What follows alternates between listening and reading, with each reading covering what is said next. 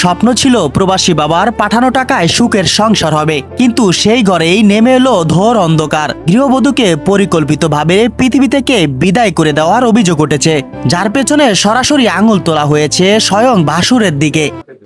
এই জায়গায় শোয়া রাখছে, ওর শাশুড়ি এই জায়গায় বসে আসছিল চুপচাপ, কোনো মানে কারোর সাথে কথাবার্তা বলে না, চুপচাপ বসে আসছিল। এই জায়গা থেকে সবাইরে দেখাইছে, আর উনি এই জায়গায় বসে আসছিল। আর ওর ভাসুরে এই রুমের ভিতরে গালাগালি করছে। ওই পাশে দরজা আছে একটা, ওই পাশ দিয়ে ঘুরে যে এই পাশে মারতে এসেছিল, আর মেয়ের মারে মারতে এসেছিল। মেয়ের মা ওই যে ওখানে বসে বসে কান্না করতেছে, মেয়ের মারে মারতে এসেছিল। কিন্তু আশ্চর্যের বিষয় হলো, এই ঘটনাকে ধামাচাপা দিতে মাঠে নেমেছে খোদ স্থানীয় জনপ্রতিনিধি এবং পুলিশের একটি অসাধু অংশ। থানা কি বসার জায়গা? আমি এদেরকে নিয়ে কোনো বসাবসি করি নাই। সামনে মোবাইল কাইরা নিচে লাশের সামনে থেকে বুঝতেছেন না। মোবাইল কেড়ে নিয়েছেন কেন? কার? ওনাদের ওই যে আর আমি ওনাদের মোবাইল নামে কেন নেবেন? আমি তো যে ওনাদের যে মেয়ের মোবাইল ছিল সেটা উদ্ধার করবার লেগে আমি যে আচ্ছা, আপনি থানায় কি স্থানীয় মেম্বারদের নিয়ে বসছিলেন? না, দুইজন মেম্বার সাক্ষী দিলে বসছে, আপনি বলতেছেন না?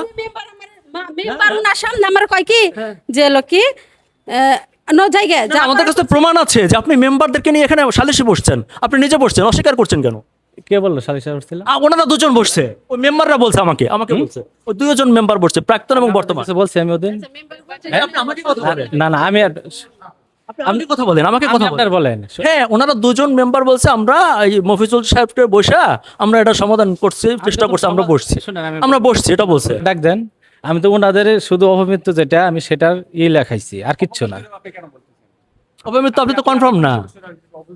না, এটা তো যারা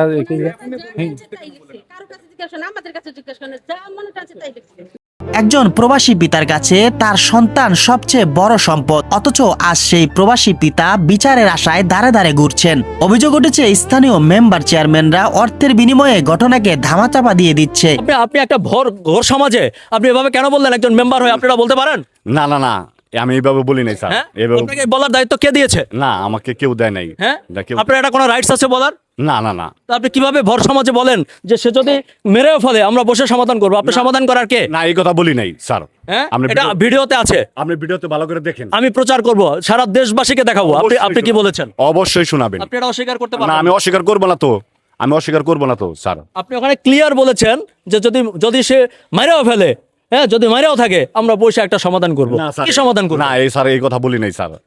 এটা বললে আপনি একজন জনপ্রতিনিধি, না, না। এলাকার মানুষ তো উৎসাহিত হবে যে তার খুশি মেরে ফেলাইবে, আপনি তো আছেন, ব্যাকআপ দিবেন। না না, চলবো না স্যার, হ্যাঁ, তা চলবো না। মেরে ফেললে আপনি ব্যাকআপ দিবেন? না না না, বিচারের পক্ষে আমি। এলাকাবাসীর প্রশ্ন এখন, একজন গর্ভবতী নারী কেন তার নিজ ঘর ছেড়ে ভাসুরের ঘরে গিয়ে আত্মহত্যার মতো চরম পথ বেছে নেবেন?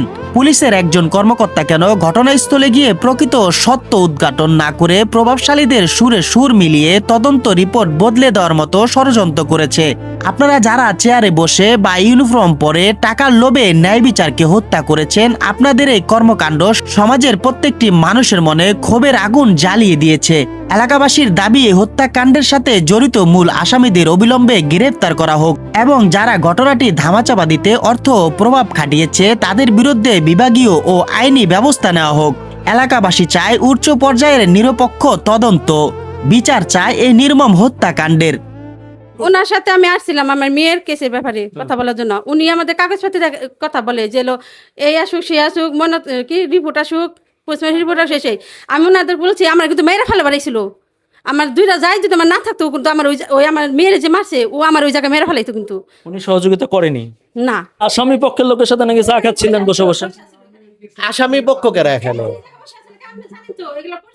মানে এই ঘটনার সাথে ওনাদের হ্যাঁ,